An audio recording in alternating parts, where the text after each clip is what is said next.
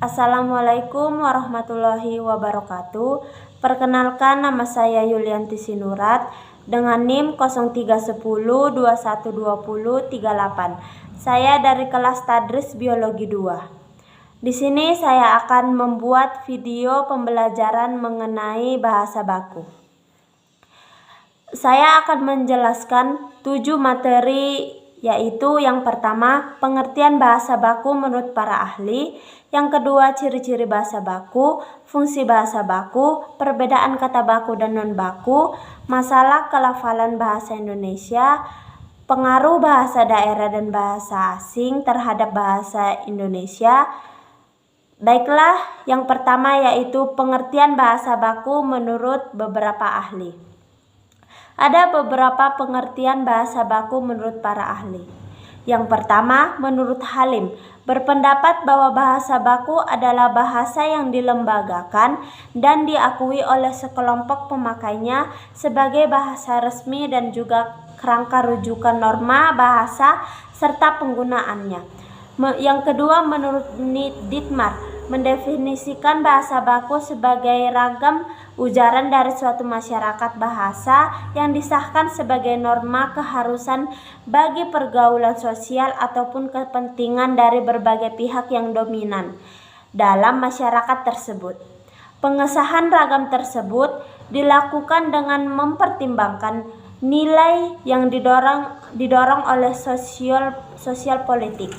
Yang ketiga, menurut Harnad dan Stock, memberikan pengertian bahasa baku sebagai ragam bahasa yang secara sosial lebih sering diinginkan dan dikaitkan pada ujaran pihak-pihak yang berperan pendidikan baik di dalam maupun di sekitar pusat kebudayaan atau politik masyarakat tersebut.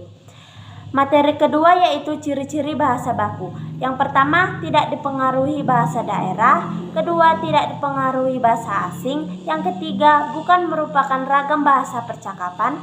Keempat, pemakaian imbuhan secara eksplisit. Dan kelima, pemakaian yang sesuai dengan konteks kalimat. Dan yang terakhir, tidak mengandung makna ganda serta mengandung arti pleonasme, tidak mengandung hiperkorek. Materi yang ketiga yaitu fungsi bahasa baku. Pertama, fungsi pemersatu. Fungsi kepribadian lafal baku akan tampak pada bila kita terlibat dalam pergaulan antar bangsa.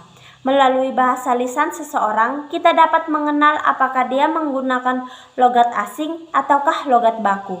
Orang asing yang belajar bahasa Indonesia dapat mencapai penguasaan bahasa Indonesia yang sangat baik, namun itu biasanya terbatas pada bahasa tulisan. Ketiga, fungsi penanda. Fungsi penanda wibawa lafal baku merupakan suatu fungsi yang mempunyai nilai sosial yang tinggi dalam suatu masyarakat tersebut. Kemampuan seseorang dalam menggunakan lafal baku cenderung akan ditafsirkan bahwa orang itu adalah orang yang terpelajar dan itu patut disegani. Keempat, fungsi kerangka acuan. Fungsi lafal baku sebagai kerangka acuan berarti bahwa lafal baku dengan perangkat kaidahnya menjadi ukuran atau patokan dalam berbahasa Indonesia secara lisan ataupun situasi komunikasi yang resmi. Materi yang keempat yaitu perbedaan kata baku dan juga non-baku. Yang pertama, kata baku. Kata baku adalah kata yang digunakan sesuai aturan atau kaidah berbahasa Indonesia yang sudah ditentukan sebelumnya. Kata baku juga merupakan kata yang penggunaannya sudah sesuai ejaan dan aturan pedoman bahasa Indonesia yang baik dan juga yang benar, serta bersumber kepada Kamus Besar Bahasa Indonesia atau KBBI. Yang kedua yaitu kata non-baku. Kata tidak baku merupakan kebalikan dari kata baku, yang penggunaannya itu tidak sesuai aturan dan juga kaidah berbahasa Indonesia yang sudah ditentukan sebelumnya. Kata non-baku ialah variasi dari kata baku, sehingga penggunaan kata-kata ini harus dihindari. Ketidakbakuan sebuah bahasa tak hanya ditentukan dari penulisan yang tidak sesuai pedoman, tetapi juga bisa terjadi karena salah penulisan, pengucapan, dan juga susunan kalimat yang tidak sesuai. Materi yang kelima yaitu masalah pelafalan bahasa Indonesia. Pelafalan adalah cara seseorang atau sekelompok orang dalam suatu komunitas masyarakat bahasa yang melafalkan kosakata dalam bahasa tertentu. Tuturan yang baik dan juga yang benar tentu akan dipahami oleh pendengar dengan baik pula. Salah melafalkan kosakata bahasa dapat dialami oleh siapapun, apalagi seseorang yang sedang mempelajari bahasa asing ataupun bahasa luar negeri. Pelafalan memegang peranan yang sangat penting dalam mempelajari bahasa, khususnya dalam berkomunikasi. Salah melafalkan kosakata akan mengubah makna dan juga menghambat terjadinya komunikasi. Kesalahan pelafalan dalam bahasa Indonesia seringkali menimbulkan kesalahan arti. Misal pada kata rupa dan lupa hanya dibedakan oleh fonem R dan juga I. Akan tetapi, perbedaan penggunaan dan pelafalan fonem ini menimbulkan perbedaan arti pula. Maka dari itu, sebisa mungkin kesalahan pelafalan ini diminimalisasi agar terjadi kesalahpahaman dan makna kata juga bisa dihindari. Materi yang keenam yaitu pengaruh bahasa daerah dan bahasa asing terhadap bahasa Indonesia. Ini ialah materi yang terakhir. Yang pertama, pengaruh bahasa daerah terhadap bahasa Indonesia. Berikut ini yaitu beberapa pengaruh atau dampak penggunaan bahasa daerah terhadap bahasa Indonesia. Yang pertama, mempunyai dampak positif. Bahasa Indonesia memiliki banyak kosakata. Yang kedua, sebagai kekayaan budaya bangsa Indonesia.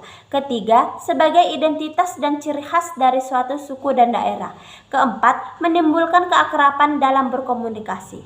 Yang kedua, dampak negatif. Pertama, bahasa daerah yang satu sulit dipahami oleh daerah yang lain. Yang kedua, warga negara asing yang ingin belajar bahasa Indonesia menjadi kesulitan karena terlalu banyak kosakatanya. Yang ketiga, masyarakat menjadi kurang paham dengan menggunakan bahasa Indonesia yang baku karena sudah terbiasa menggunakan bahasa daerah tersebut. Keempat, dapat menimbulkan kesalahpahaman. Pada bahasa-bahasa daerah di Indonesia juga terdapat beberapa kata yang sama dalam tulisan dan pelafalan tetapi memiliki makna yang berbeda. Yang kedua, pengaruh bahasa asing terhadap bahasa Indonesia. Sebenarnya penggunaan bahasa asing terutama bahasa Inggris sangat diperlukan di era globalisasi saat ini. Bahasa asing menjadi modal dasar dalam menghadapi kemajuan teknologi.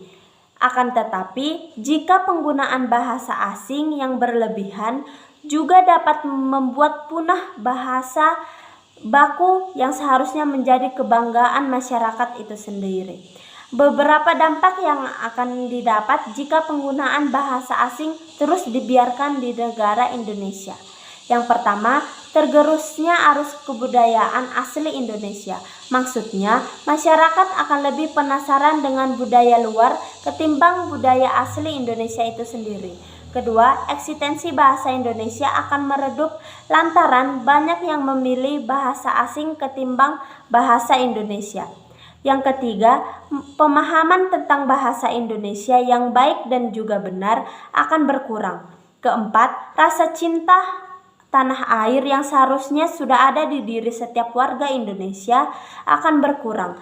Kelima, masyarakat akan memandang rendah bahasa Indonesia itu sendiri.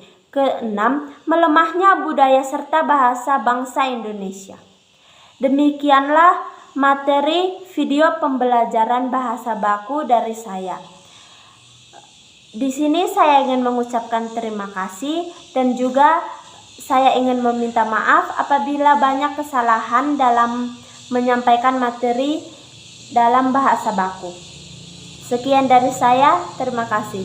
Wassalamualaikum warahmatullahi wabarakatuh.